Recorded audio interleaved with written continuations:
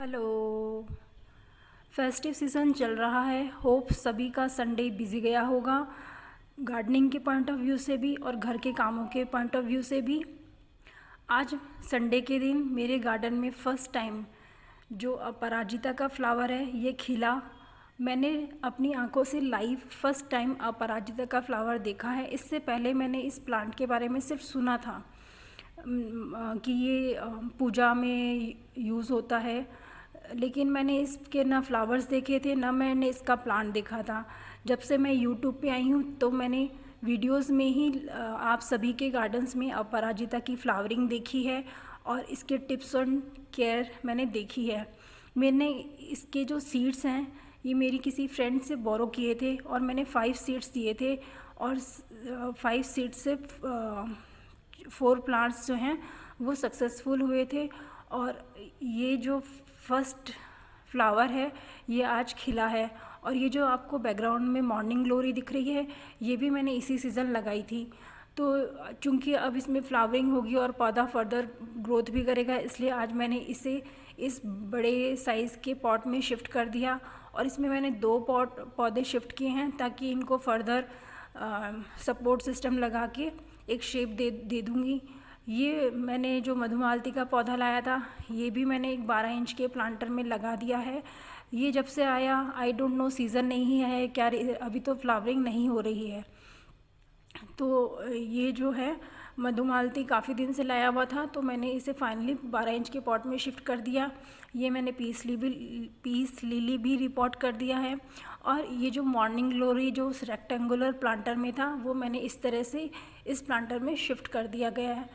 और मैंने इन सभी में एप्सम साल्ट भी डाला है क्योंकि अभी ऑफ सीज़न रिपोर्टिंग हो रही है, हल्की हल्की सर्दियाँ स्टार्ट हो गई है तो पौधों को पोषण भी मिल जाएगा और हरी पत्तियों वालों पौधों के लिए एप्सम साल्ट बेनिफिशियल भी होता है।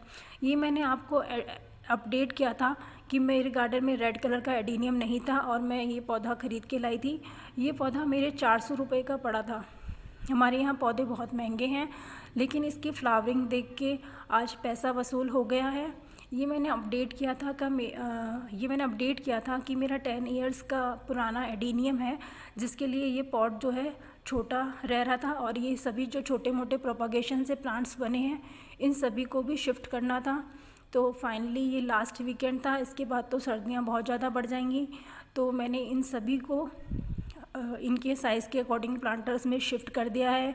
मैंने इन सभी के लिए सॉइल मिक्स वेल ड्रेन्ड रखा है और इन सभी को रिपोर्टिंग के दौरान मैंने एप्सम साल्ट भी मिलाया है और डीएपी की 4-5 गोलियाँ हर एक प्लांटर के साइज़ और इसके अकॉर्डिंग मैंने ये इसमें मिला दी हैं ताकि अभी तो फ्लावरिंग हो रही है। हमारे यहाँ भी दोपहर का टेम्परेचर इतना है कि यहाँ पे अभी अच्छी फ्लावरिंग हो रही है, इसलिए मैंने इन सभी में डीएपी भी थोड़ा थोड़ा दे दिया है।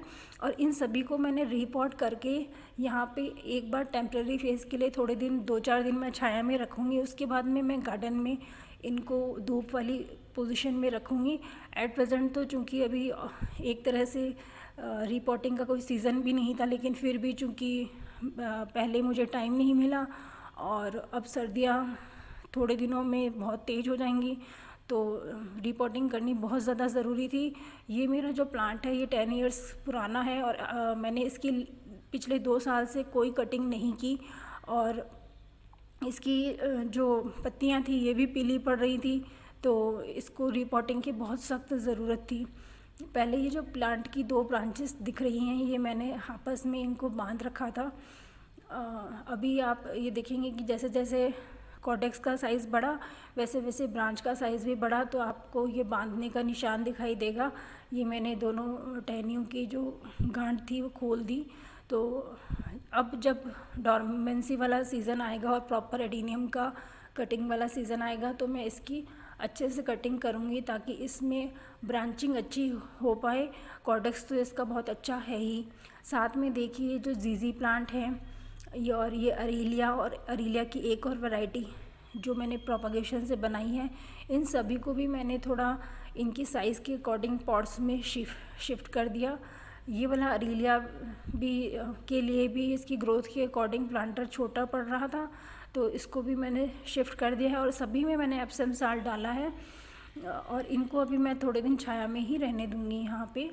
लेमन ग्रास का पौधा जो मैं लेके आई थी उसे मुझे सभी ने सजेस्ट किया कि ज़मीन में ज़्यादा अच्छा रहता है, तो मेरे पास यहाँ ज़मीन में इसी क्यारी में यहाँ पे ही जगह थी और यहाँ सनलाइट भी ठीक ठाक आती है, तो लेमन ग्रास को मैंने यहाँ पे डायरेक्ट ज़मीन में ही लगा दिया है। और पान के पौधे का भी अपडेट दे देती हूँ।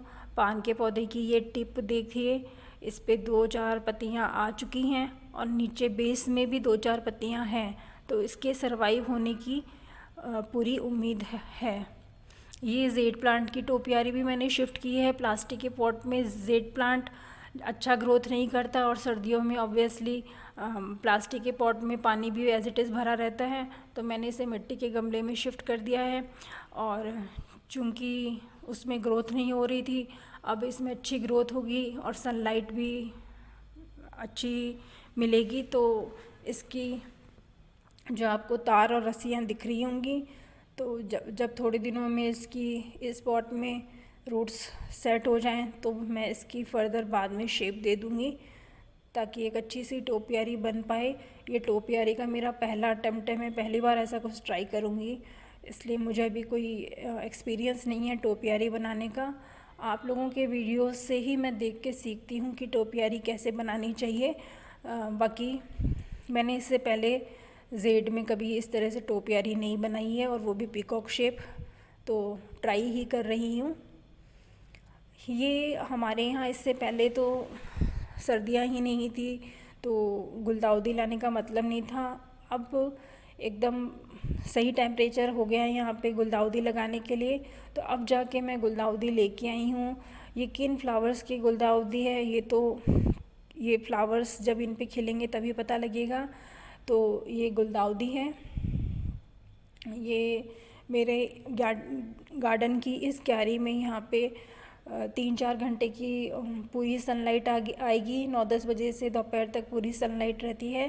तो ये जो क्यारी है मैं हमेशा गुलदाउदी के लिए ही रखती हूँ। और इस गुलदाउदी की क्यारी के बाहर जो है वो मैरीगोल्ड की पौधे भी मैं लेके आई थी, तो येलो मैरीगोल्ड के पौधे मैंने इस क्यारी के बाहर लगा दिए हैं। तो जब ये सब पौधे अच्छे से बन जाएंगे और फ्लावरिंग होगी तो इस क्यारी में उभर के फ्लावर्स दिखाई देंगे। वेजिटेबल्स पार्ट की बात करें तो अभी मेरे गार्डन में जो मैंने शॉर्ट्स में अपडेट किया है उसके अलावा जो पालक मेथी वगैरह उगे थे सब टेम्परेचर के कारण ख़राब हो गए हैं। इन सबको मुझे फिर से उगाना है।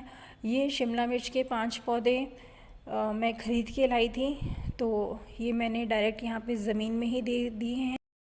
ये मनी प्लांट की जो स्टेम है इसकी कटिंग की ग्रोथ मैं आपके साथ टाइम पे शेयर करती रहती हूँ। इसमें इस बार बहुत जल्दी दो पत्तियाँ और बन गई हैं, और ये पत्तियों का जो साइज़ है अपने हाथ की साइज़ से भी ज़्यादा, यानी 6 इंच से भी ज़्यादा ही होता है। और इस बार ये बहुत जल्दी पत्ती 2 बन गई हैं। ये अपने नेचुरल रूट के अनुसार ऊपर जो मोगरा है उस पर क्लाइंब होती जा रही है।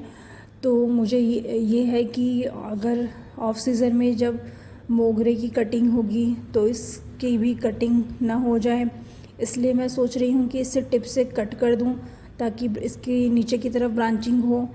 तो आप लोग प्लीज़ सजेस्ट कीजिएगा कि क्या मुझे ऐसा करना चाहिए, इस स्टेम का क्या सॉल्यूशन है। चैनल पे आने के लिए, वीडियो देखने के लिए बहुत बहुत शुक्रिया। लाइक शेयर सब्सक्राइब कीजिएगा, अपने ओपिनियन कमेंट के थ्रू बताइएगा। Thank you for watching.